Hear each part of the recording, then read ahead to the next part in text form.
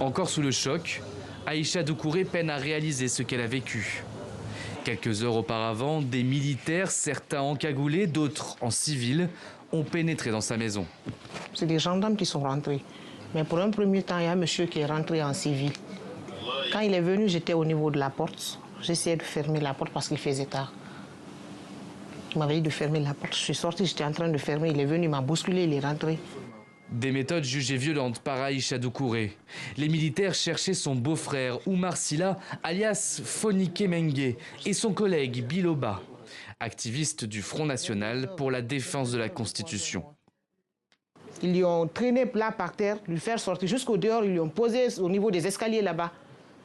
Toujours il criait, il dit « Lâchez-moi, je ne vous ai rien fait, qu'est-ce que je vous ai fait? Vous ne pouvez pas venir me prendre chez moi à 22 h sans mandat. » Les témoins de cette arrestation dénoncent un enlèvement et des méthodes très violentes avec des jets de gaz lacrymogène, des tirs d'armes automatiques et des insultes de la part des forces armées. C'est elle qu'on a giflé, en plus de ça, avec des injures de mère et tout.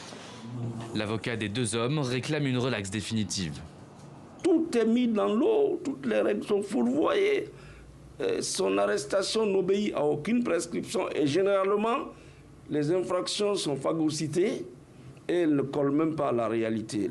Cet événement intervient quelques semaines avant des manifestations prévues par le Front National pour la défense de la Constitution.